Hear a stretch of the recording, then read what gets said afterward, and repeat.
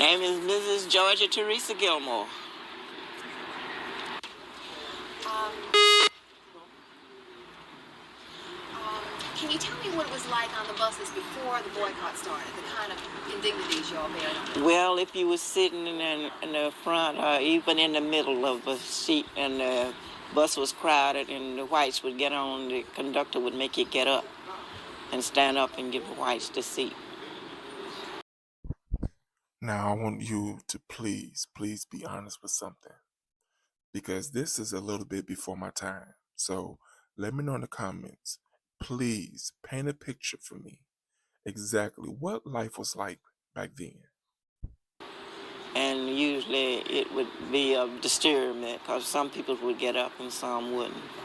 And if you didn't get up, they would always have you arrested. Did you think that black folks would stay together for the boycott when it first started? No, you didn't, because so many times you had tried to get them to stick together and they wouldn't.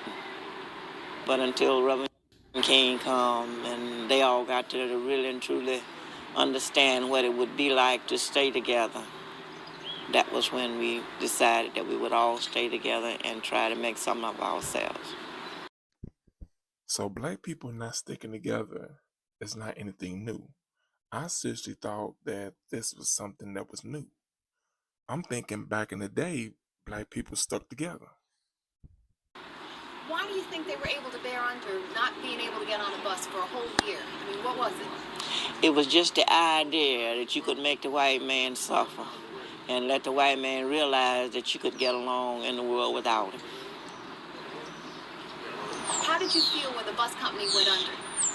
Well, it wasn't so much of me making the bus company go under. It was just the idea of letting the bus company know that we were all human and that you would have to be treated as human if you would expect to receive the money that we had to contribute to their support. And what was the spirit like during the boycott? You did a lot of serving out of your place. Oh, it was just real nice. Everybody stood together, and we had what we call the Club from Nowhere. And this was the East Side, and I was the president of it, and Mrs. Inez Ricks was the president of the West Side.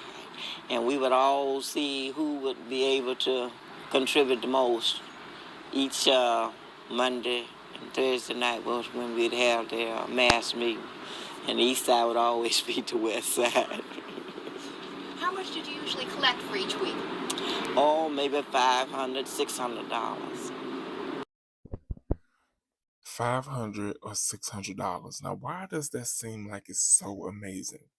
I mean, $500 or $600 nowadays don't sound like much money, but back then, it seems so amazing to me. Impressive. I have some of the receipts now that I would receive. Ms. Hazel Gregory and Ms. Ernie Duringer was the secretary of staff, and they would always give us the receipts for the money that we turned in. And we would would try and always have more than the other one so that we would get the most claps. So when you gave it at the mass meeting, how did that work? It would work just fine, because we had certain people that would give for the West Side and certain people that would give for the East Side. How did you feel when you won, when the Supreme Court decision came down? It was just one of those things. You know, I'm a Catholic. And the priest always said that anything that you desire and wish, you had to pray and ask the Lord for it. And if you had enough faith in yourself, the Lord would always open it up for you. And by praying and everything, I had always asked the Lord if it would ever become possible for me to be able to just go around and not have to worry about going in the back door, getting up, giving somebody else my seat, that I would always thank the Lord, because I know He would answer my prayer. And He did. And did a lot like Dr. King and a number of people used to come in and out of your house, right? Did you served them? I served them food and everything. And Reverend King was and the Reverend Abernathy and Reverend Powell and all. But Reverend King, most of all, was just like a member of my family. If you got to meet Dr. Martin Luther King, and I want you to be honest, what questions would you ask him? What kind of conversations do you think you would have?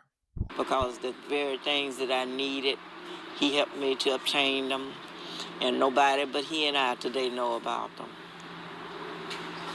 Do you think that all kinds of people supported the boycott? I mean, rich and poor and... Yes, all types, white, black, rich or poor. Anyone that you would talk to and explain it to him and really and truly, explain the whole situation to him, you would always remember that he would be your friend.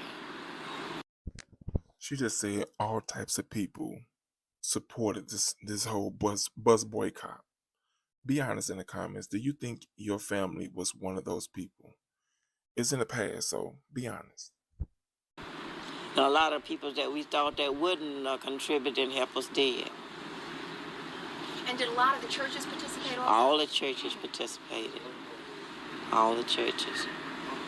Can you describe what it was like that first day during the mass meeting?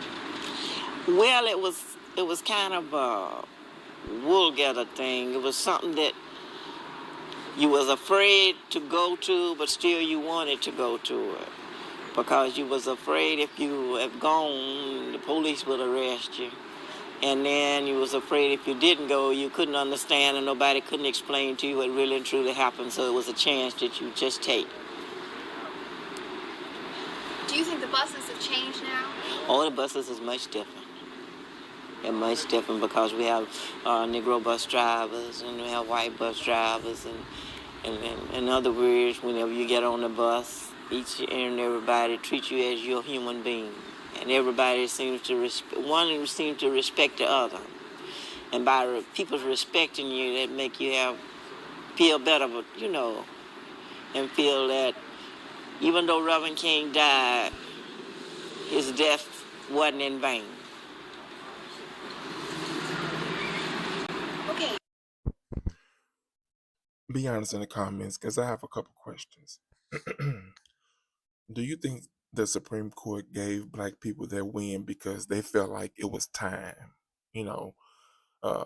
Maybe they was patient enough and said, okay, let's give them this win.